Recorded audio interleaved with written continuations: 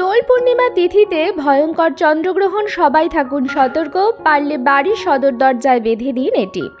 অর্থ আসবে চুম্বকের মতো, বাস্তু দোষ দূর হবে। নতুন বছর আপনার জীবনে অনেক অর্থ ও সৌভাগ্য নিয়ে আসবে। পরিবারের সমস্ত বাধা বিপত্তি, বিশেষ করে অর্থপ্রাপ্তির বাধা বিপত্তি দূর হবে। নমস্কার বন্ধুরা, আমি সুচরিতা, সবাইকে স্বাগত জানাচ্ছি কিপ গ্রুমিং চ্যানেলে। বন্ধুরা, আশা করছি ঈশ্বরের আশীর্বাদে প্রত্যেকেই ভালো আছেন এবং সুস্থ আছেন। আর হাতে গোনা কয়েকদিন বাকি, সামনেই আসতে চলেছে দোল পূর্ণিমা বা দোল যাত্রা। হিন্দু বর্ষ পঞ্জিকার সব শেষের উৎসব হচ্ছে দোল উৎসব। এই দিনটির জন্য আমরা প্রায় প্রত্যেকেই অপেক্ষা করে থাকি। দোল পূর্ণিমা আমাদের জীবনে অনেক রং ও আনন্দ নিয়ে আসে। আমরা প্রত্যেকেই এই দিন রং খেলি। যারা বাড়ির গুরুজনরা আছেন তাদের পায়ে আমরা আবির দিই। বাড়ির যারা ছোটরা আছেন তাদের সবার সাথে বাড়ির সমস্ত সদস্যদের আমরা রং খেলি, কারণ এই রং আমাদের জীবনে নতুন আলোর উচ্ছ্বাস নিয়ে আসে। এই বিশেষ তিথিতে প্রায় প্রত্যেক গৃহস্থ বাড়িতেই মা লক্ষ্মীর পূজা হয়ে থাকে। অনেক বাড়িতে সত্যনারায়ণ পুজো হয়।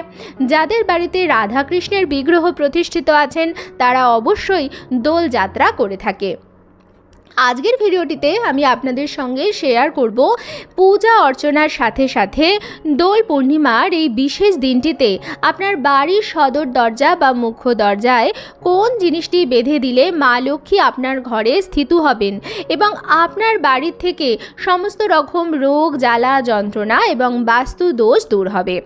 তাই আমার সকল দর্শক বন্ধুদের অনুরোধ করব যে ভিডিওটি একদমই স্কিপ না করে সম্পূর্ণ দেখবেন এবং দেখার পর যদি ভালো লাগে তাহলে অবশ্যই কিন্তু একটি লাইক করবেন, কমেন্টসে লিখবেন জয় মা লক্ষ্মীর জয়, এবং বন্ধুরা অবশ্যই ভিডিওটি শেয়ার করবেন আপনাদের নিকট আত্মীয় স্বজন এবং বন্ধু বান্ধবদের সাথে। চলুন বন্ধুরা, আপনাদের জানিয়ে দিই দোল পূর্ণিমার পূর্ণাঙ্গ সময়সূচি। দোল পূর্ণিমা পড়েছে বাংলার 18ই ফাল্গুন 1432, ইংরাজি 3রা মার্চ 2026 মঙ্গলবার দিন। তবে পূর্ণিমা তিথি কিন্তু পড়ে যাচ্ছে পূর্ব দিন, অর্থাৎ সোমবার 2 মার্চ বিকাল 5:44 থেকে, এবং পূর্ণিমা থাকবে মঙ্গলবার বিকাল 4:59 পর্যন্ত। তাই প্রচুর বন্ধুদের মধ্যে সংশয় আছে, কিন্তু দোল পূর্ণিমা কিন্তু মঙ্গলবার দিনই পালন করা হবে। আর এই বিশেষ দিনেই আবার পড়েছে পূর্ণগ্রাস চন্দ্রগ্রহণ। গ্রহণ স্পর্শ দুপুর 3:20 গ্রহণ মধ্য বিকাল 5:05, গ্রহণ সমাপ্তি রাত্রি 6:48, গ্রহণ স্থিতি 3 ঘন্টা 28 মিনিট, পূর্ণগ্রাস স্থিতি হচ্ছে 59 মিনিট। হোলিকা দহন বা ন্যাড়া পোড়ার শুভ সময় হচ্ছে 2রা মার্চ সোমবার সন্ধ্যা 5:42 পর থেকে সন্ধ্যা 7:15 মধ্যে। অনেকে দোল পূর্ণিমায় সত্যনারায়ণ পুজো করে থাকেন। অনেক বাড়িতে রাধা কৃষ্ণের বিগ্রহ প্রতিষ্ঠিত আছে, তারা দোল যাত্রাও করে থাকেন।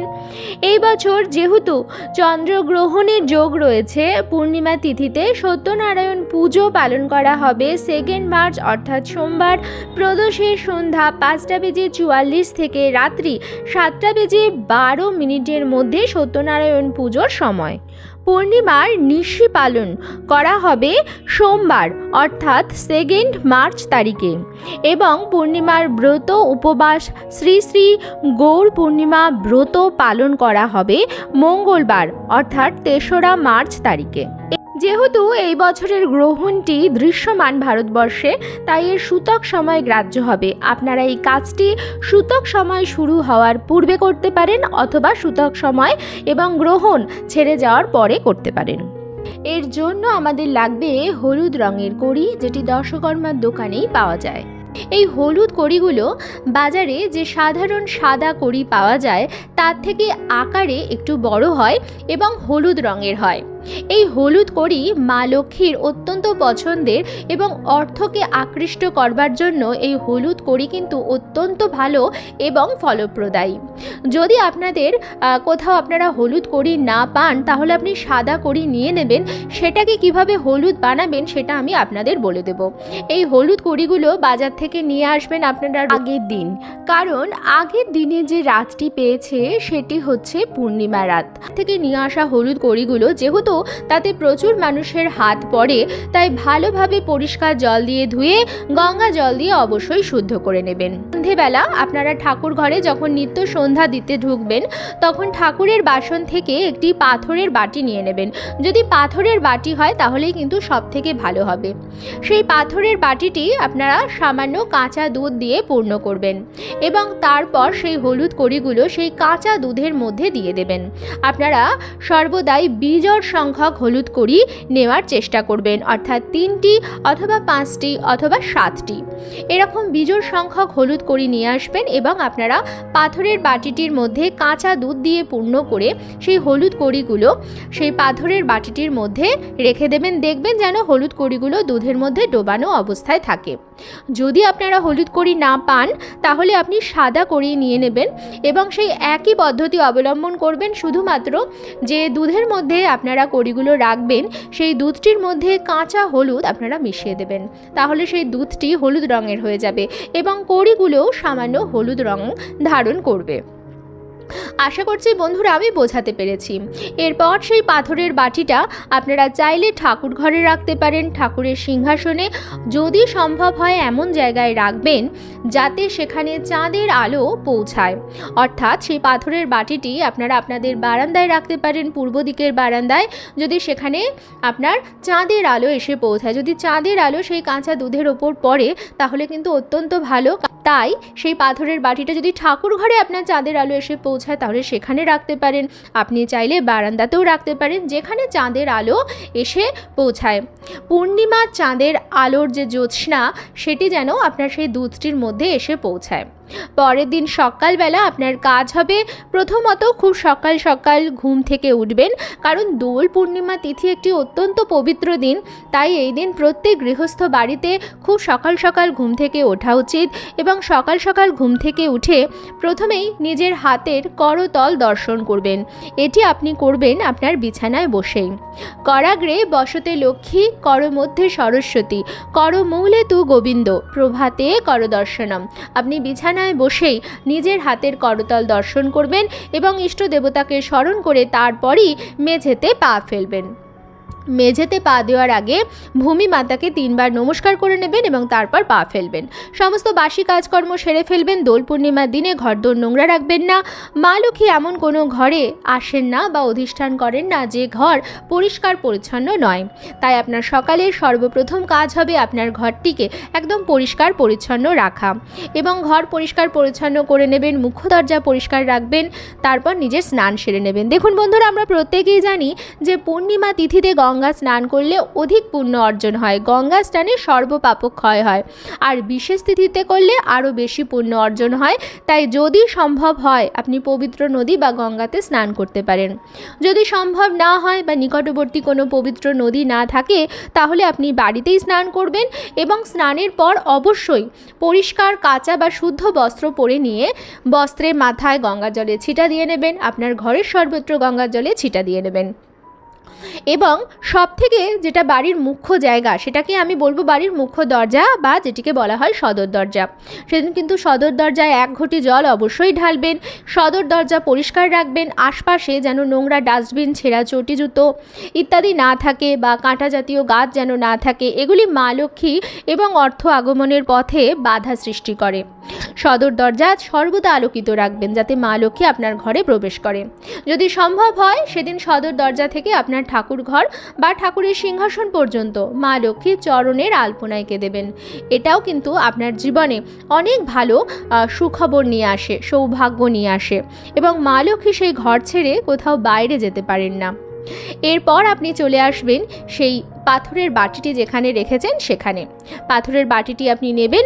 কাঁচা দুধ যেটি আছে সেটি আপনি তুলসী তলায় বা যদি আপনার বাড়িতে মনসা গাছ থাকে সেখানে দিতে পারেন, যদি মনসা গাছ না থাকে যে কোনো গাছের গোড়ায় দিতে পারেন। কিন্তু কড়িগুলো আপনি নিয়ে নেবেন, পরিষ্কার জল দিয়ে ধুয়ে আবার গঙ্গা জল দিয়ে শুদ্ধ করে নেবেন। সেদিন গৃহস্থ বাড়িতে অবশ্যই নিত্য পুজোটি একটি বিশেষভাবে হয়। ঠাকুরের সিংহাসনে যা যা দেবী এবং দেবতা আছেন সবাইকে মালা পরাবেন। মা লক্ষ্মীর চরণের কাছে একটি নিখুঁত পান নিতে পারেন অথবা ঠাকুরের কোনো পাত্রও নিতে পারেন, কোনো থালা, তার মধ্যে আপনারা কড়িগুলো রাখবেন। মা লক্ষ্মীর সিঁদুরের থান থেকে সেই প্রত্যেকটি কড়ির মধ্যে আপনারা একটি করে সিঁদুরের ফোঁটা পরিয়ে দেবেন এবং মা লক্ষ্মীর কাছে, মা লক্ষ্মীর চরণের কাছে সেটি নিবেদন করবেন। মা লক্ষ্মীর হলুদ কড়ি অত্যন্ত পছন্দের, মা লক্ষ্মীকে সেদিন হলুদ কড়ি দিয়ে পুজো দেবেন এবং মা লক্ষ্মীর সামনে সাধ্যমতো ফল মিষ্টি নৈবেদ্য সাজিয়ে দেবেন। দেখুন, দোল পূর্ণিমায় না বিশেষ মিষ্টি পাওয়া যায়, যেমন ফুট কড়াই, নানা প্রকারের রঙিন মঠ পাওয়া যায়, নানা প্রকারের মিষ্টান্ন দ্রব্য বাজারে বিক্রি হয়। সেই সমস্ত কিছু নিয়ে এসে আপনি ঠাকুরের ভোগ লাগাবেন। বিশেষ দিনে বিশেষ ভোগ লাগানো উচিত, সেইভাবে লাগাবেন এবং প্রদীপ, ধূপকাঠি, ঘিয়ের বাতি সমস্ত কিছু ধরিয়ে দেবেন এবং সেদিন পুজোর পরে মা লক্ষ্মীর চরণে এবং ঠাকুরের সিংহাসনে যা যা দেবী এবং দেবতা আছেন সবার চরণে আবির দেবেন। আবির দিতে কিন্তু ভুলবেন না। আমরা প্রত্যেকেই দোল পূর্ণিমার দিন রং খেলি, অনেকেই হয়তো প্রথমে ঈশ্বরের চরণে আবির দিই না, হয়তো বাইরে চলে গেলাম রং নিয়ে, সেটি কিন্তু করবেন না। প্রথমে কিন্তু ঈশ্বরের চরণে আবির দেবেন, তারপর বাড়ির যারা গুরুজনরা আছে তাদের চরণে আবির দেবেন, তারপর আপনি সবাইকে আবির মাখান, আবির খেলুন। কিন্তু প্রথমে ঠাকুরের সিংহাসনে ঈশ্বরের চরণে আবির দিয়ে আর রং খেলা শুরু করবেন। এটি আপনার জীবনে সৌভাগ্য নিয়ে আসবে। এবার আপনি এইভাবে পুজো দিয়ে দেবেন। মা লক্ষ্মীর সাথে সেদিন নারায়ণ ভগবানের পুজো অবশ্যই দেবেন। নারায়ণ ভগবানের পুজো ছাড়া মা লক্ষ্মীর পুজো কিন্তু অসম্পূর্ণ। এবং তারপর আপনি ঠাকুর ঘর ত্যাগ করবেন। কিছুক্ষণ পরে এসে আপনি যা যা ভোগ সাজিয়ে দিয়েছেন সমস্ত কিছু তুলে নেবেন। মা লক্ষ্মীর চরণে যে হলুদ কড়িগুলো আপনি নিবেদন করেছিলেন সেই হলুদ কড়িগুলো এটি পরিষ্কার লাল শালু কাপড়ে আপনি বাঁধবেন। এই লাল শালু কাপড়ও আপনি পেয়ে যাবেন দশকর্মার দোকানে। এই লাল রঙের নতুন শালু কাপড়ে বেঁধে একটা পুটলি মতো করবেন, খুব ভালোভাবে টাইট করে বাঁধবেন। বেঁধে সেটি আপনি আপনার নিজের মাথায় ঠেকাবেন, আপনার বাড়ির যারা যারা সদস্যরা আছেন সবার মাথায় ঠেকাবেন এবং তারপর সেটি নিয়ে চলে আসবেন আপনার বাড়ির সদর দরজায়। সদর দরজার ডান দিকে ওপরের দিক করে আপনি সেই পুটলিটি খুব ভালোভাবে বেঁধে দেবেন। একটু আপডাল করে বাঁধবেন যাতে হঠাৎ করে চোখে না লাগে, কিন্তু কেউ যদি আপনার দরজার দিকে তাকিয়ে থাকে তাহলে তো সে দেখতেই পাবে, কিন্তু একটু আড়াল আপডাল করে করার চেষ্টা করবেন। এই জিনিসটি এত ভালো, এই জিনিসটি আপনার ঘরের বাস্তুকে সুরক্ষিত রাখে কোনো রকম খারাপ নজর থেকে। কেউ যদি আপনার গুপ্ত শত্রু থাকে তার নজর থেকে আপনার বাড়িকে প্রোটেক্ট করে, সুরক্ষা প্রদান করে, সবার শরীর স্বাস্থ্য ভালো রাখে এবং বিশেষ করে অর্থ উপার্জনের ক্ষেত্রে মানে হলুদ কড়ি অর্থকে আকৃষ্ট করে। হলুদ কড়ি দরজায় বেঁধে রাখলে অর্থ আপনার বাড়িতে নিজের থেকেই আসবে। যে কোনোভাবে আপনার অর্থপ্রাপ্তির যোগ তৈরি হবে। কর্মক্ষেত্রে আপনি প্রমোশন পাবেন, হয়তো আপনি সরকারি চাকরির চেষ্টা করছেন সেটা হতে পারে, বা যে কোনো দিক থেকে হয়তো কোনো জায়গা থেকে আপনি প্রপার্টি পেলেন বা লটারি কাটলেন সেখান থেকে পেয়ে গেলেন। যেখান থেকেই হোক আপনার জীবনে কিন্তু অর্থ আসবে বা অর্থ আপনি যা উপার্জন করছেন সেটা আপনি আরও ভালোভাবে রাখতে পারবেন, অর্থাৎ আপনার বাড়ির প্রতি অর্থ আকৃষ্ট হবে, আপনার থেকে অর্থ ছেড়ে আপনাকে যাবে না। এই জিনিসটা হলুদ কড়ি কিন্তু করে। এবং দোল পূর্ণিমা তিথিতে এই কাজটি করার আগে দুটি সতর্কতা বলবো যেটা অবশ্যই পালন করবেন। প্রথম হচ্ছে খাদ্য খাবারের, যেটা হচ্ছে খাদ্য খাবার আপনারা সেদিন ভুল করেও আমিষ জাতীয় খাবার সেদিন গ্রহণ করবেন না। আপনার বাড়ির দরজা দিয়ে আমিষ জাতীয় খাবার ঢোকাবেন না বা বারও করবেন না, কাউকে দেবেনও না, নেবেনও না। সেদিন বাড়ির খাবার গ্রহণ করার চেষ্টা করুন এবং সাত্ত্বিক খাবার গ্রহণ করুন। কোনো তেতো জাতীয় জিনিস কিন্তু সেদিন খাবেন না।